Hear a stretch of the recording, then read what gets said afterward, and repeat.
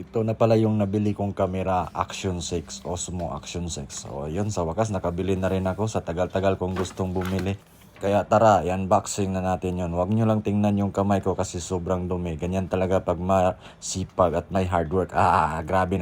30,000 plus pala yung pagbili ko nito. Kaya tamang tiis lang talaga, kain-kain lang ng tuyo-tuyo para lang makabili nito. Pero pag nakita nyo to, nako, talagang sulit na sulit to. Tingnan nyo naman yan. Yung box pa lang talagang masasabi mong may presyo na talaga. Kaya talagang excited na rin talaga akong buksan. Ito pala yung sa loob. Yung isa accessories, yung isa doon nakalagay yung camera. So kitang kita nyo naman, may nakalagay dyang Action 5, 4, 3, 2, 1. Action 6 yan.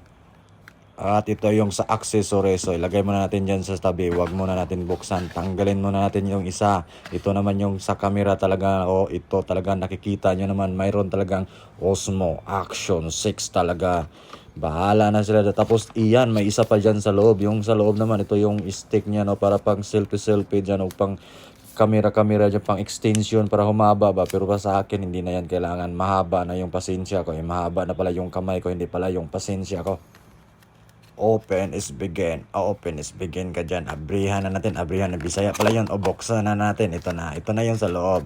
At yan yung sa loob. Mayroon siyang iyan yung parang power bank niya. Ito yung parang power bank niya. Or yan naka-storage yung mga battery niya. Dito pala mayroon itong tatlong battery.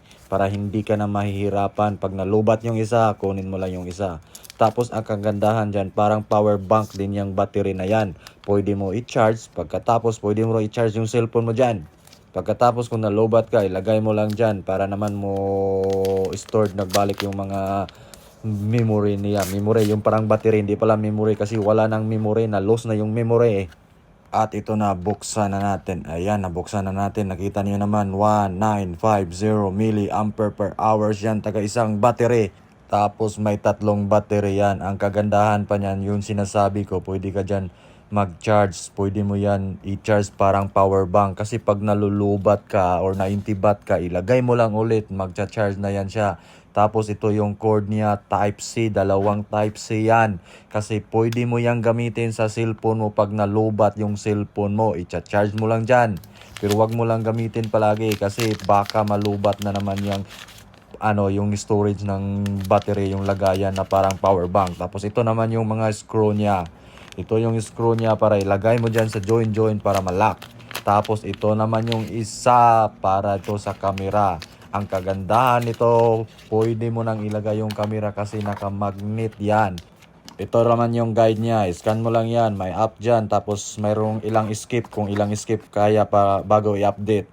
At ito naman yung camera na talaga. Ayan, buksan na natin. Ito yung pinaka-excited na part. Ito na yung hinihintay ko. Hinihintay ko ng matagal bago ko to nabili. Ilang camera na yung gusto kong bilhin, hindi ko nabili hanggang dumating yung panahon na ito na talaga. Ito na yung hinihintay ko. Ito na yung good timing talaga. So, hindi talaga lahat nasa tamang timing. Kasi nga yung banana Q, nakita ko mahal na mahal doon sa lugar ng pinuntahan ko eh. Nakita ko talaga lahat ng murang-mura doon sa aming bukid. Yun, mahal doong lugar na yun. Lahat naman yun, mahal doon sa amin. Halos pamigay na lang yun. Pero nagmahal, ganun talaga. Mayroon talagang tamang timing. Tama na yon. Ito na yung camera. Tingnan nyo naman. Napakaliit na camera na to pero napakamahal. O yan.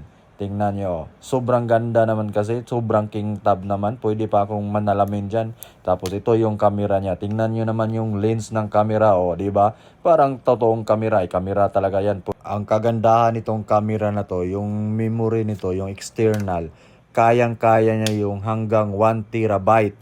So kung kulang talaga yung mga giga or mga 256 dyan, dito talaga magagamit mo. Kasi nga, kaya niya hanggang 1 terabyte. Mayroon din tong ratio na pwede na siyang pang post sa Facebook, pang story, or pwede na siyang pang YouTube.